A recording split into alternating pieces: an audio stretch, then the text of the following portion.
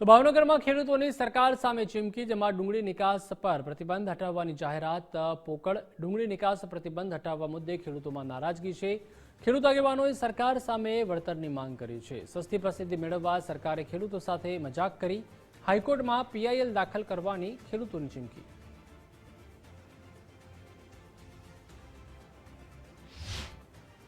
અત્યારે જે 2 દિવસ પહેલા 18 તારીખે સરકારે ડુંગળીની નિકાસબંધી હટાવી લીધી એવી ભાજપના પ્રવક્તાઓ અને સંસદ સભ્યો, ધારાસભ્યો, માર્કેટિંગ યાર્ડના નેતાઓએ જે જાહેરાત કરી, પણ ખરેખર નિકાસબંધી હટાવી નથી એવું ગ્રાહક સુરક્ષાના સચિવ શ્રી રાજેશજી બોલ્યા છે કે નિકાસબંધી હટાવવામાં નથી આવી, એટલે આ ખોટી વાત કરી છે.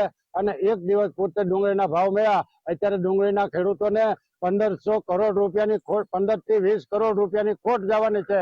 તો એ ખોટ હવે ભરપાઈ કરશે કોણ? આ ભાજપ વાળા મોટા મોટા ફાંકા મારીને વી ગયા, પણ આ ખેડૂતોને હવે શું સમજવાનું? એટલે જો 2 દિવસમાં આનો યોગ્ય નિર્ણય નહીં આવે તો અમે હાઈકોર્ટમાં પીએલએ પણ દાખલ કરવાના છીએ અને આજ અમે હાઈકોર્ટમાં રજૂઆત પણ કરી. તો કેન્દ્ર સરકાર દ્વારા ડુંગળીની નિકાસ પર પ્રતિબંધ લગાવવામાં આવ્યો છે, જેના કારણે ખેડૂતોને આર્થિક નુકસાની સહન કરવાનો વારો આવ્યો છે. એવામાં 2 દિવસ પહેલા કેન્દ્રીય મંત્રી મનસુખ માંડવિયા અને અમિત શાહની અધ્યક્ષતામાં બેઠક યોજાઈ, જેમાં ડુંગળીની નિકાસની જાહેરાત કરવામાં આવી, જેથી વેપારીઓ અને ખેડૂતોએ રાહત અનુભવી હતી. પરંતુ ભાવનગરના મહુવા અને તળાજા માર્કેટિંગ યાર્ડમાં સત્તાવાર નોટિફિકેશન સરકાર તરફથી નહીં મળતા વેપારી અને ખેડૂતોમાં અસમંજસતા ફેલાઈ હતી, જેથી 2 દિવસથી ડુંગળીની હરાજીનું કાર્ય સંપૂર્ણ બંધ રાખવામાં આવ્યું છે. હરાજીનું કામકાજ બંધ થતા ડુંગળી બગડી જવાની સંભાવનાઓ પણ જોવા મળે છે, ત્યારે ડુંગળી પકવતા ખેડૂતોમાં નારાજગી જોવા મળી હતી. હરાજી આજના દિવસ માટે બંધ છે, આવતીકાલે ચાલુ થશે. નિકાસ છૂટ જે 3 લાખ ટનની આપવામાં આવી એ બાબત સરકાર તરફથી કોઈ સ્પષ્ટતા નહીં થતા વેપારીઓ ખરીદીના અંગે મૂંઝવણ અનુભવે છે, જેને લઈને એમની રજૂઆત અનુસંધાને આજે અમે હરાજી બંધ રાખી છે. અમે જ્યાં સરકારમાં આ જાહેરાત આવી એના અનુસંધાને તપાસ કરતા એવું જાણવા મળે છે કે સરકારે જે કંઈ ડુંગળી નિકાસની મંજૂરી આપી છે એ ગવર્મેન્ટ ટુ ગવર્મેન્ટ છે, એટલે એ દેશો સાથે વાટાઘાટ એમની ચાલુ છે અને એ રીતે નિકાસ થશે.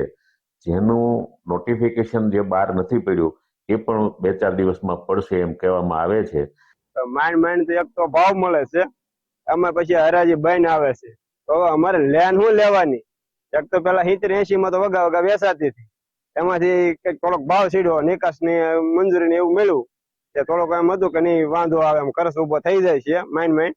એમાં આ 2 દિવસ હરાજી બંધ છે, તો હવે આ બગડી જાય. અહીંયા ઠેલામાં સેપા ને સેપા હાવ થઈ ગયું, અને લાઈન શું લેવાની? ડુંગળીની નિકાસને લઈને ખાસ કરીને કહી શકાય કે કેન્દ્ર સરકાર દ્વારા જે જાહેરાત કરવામાં આવી હતી, આ જાહેરાતના પગલે કહી શકાય કે તેનું કોઈ સત્તાવાર નોટિફિકેશન હજુ સુધી માર્કેટિંગ યાર્ડમાં મળેલું નથી, જેને લઈ ખેડૂતો અને વેપારીઓ જે છે તે ભાવને લઈને અસમંજસતા અનુભવે છે. જેને લઈને મહુવા માર્કેટિંગ યાર્ડની જો વાત કરવામાં આવે તો હાલ મહુવા માર્કેટિંગ યાર્ડની અંદર 3 લાખ થેલાથી પણ વધારે ડુંગળી 2 દિવસથી પડી છે, અને ખાસ કરીને કહી શકાય કે યાર્ડ દ્વારા હરાજી પણ બંધ રાખવામાં આવી છે.